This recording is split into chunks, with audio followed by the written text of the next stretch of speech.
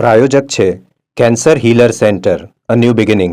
Super six સાથે હું છું નીરુ। સાંજે 6 વાગ્યા સુધીના 6 મહત્વપૂર્ણ મુદ્દાઓની વાત કરવાની છે સુપર સિક્સમાં। યુએસએ થી ડિપોર્ટ કરાયેલા 104 ભારતીયો પરત ફર્યા છે વતન। સુરતની એક કોલેજમાં રેગિંગનો વાયરલ વિડીયો તમને બતાવીશું અને સાથે જ બરોડાના લાંચિયા અધિકારીથી લઈને તમારા સ્વાસ્થ્ય પર જોખમ સમાન એનાલોગ પનીરની પણ કરીશું વાત। પણ સૌથી પહેલા નજર કરીએ આજના 6 મુદ્દાઓ પર। યુએસએ થી ડિપોર્ટ કરાયેલા 104 ભારતીયો પરત ફર્યા છે વતન। આ તમામ યાત્રીઓની ચકાસણી કરવામાં આવી રહી છે। ઇમિગ્રેશન અને કસ્ટમમાંથી ક્લિયરન્સ મળ્યા પછી તેમને પંજાબ પોલીસને સોંપવામાં આવશે। બીજા મુદ્દામાં છે ગંભીર સવાલો। જન્મદિવસની ઉજવણીમાં વિદ્યાર્થીને માર મારવાનો આ રેગિંગની રંજાડ ક્યારે અટકશે? વિદ્યાર્થીને કંઈ થાય તો કોણ જવાબદાર? આવા સવાલો ઉઠાવતો રેગિંગનો શોકિંગ વિડીયો છે સુરતની એસવીએનઆઈટી કોલેજનો।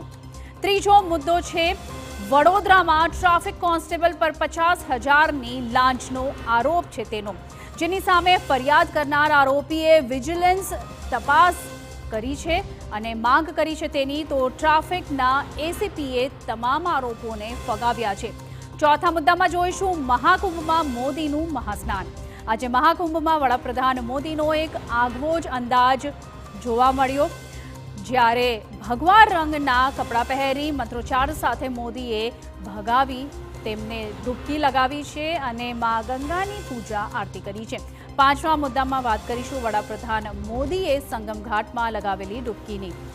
અને ત્યારબાદ આજના અંતિમ મુદ્દામાં આપણે વાત કરવાની છે દિલ્હીના દંગલની। જનતા કોનું કરશે મંગલ? દિલ્હીની 70 વિધાનસભા બેઠકો માટે મતદાન પૂર્ણ થઈ ગયું છે। ભાજપે સત્તાનો વનવાસનો અંત લાવવા એડીચોટીનું જોર લગાવ્યું છે, તો આમ આદમી પાર્ટીએ સત્તામાં કાયમ રહેવાની ભવિષ્યવાણી કરી છે। ત્યારે એક્ઝિટ પોલ કોની જીત તરફ ઇશારો કરે છે જોઈશું।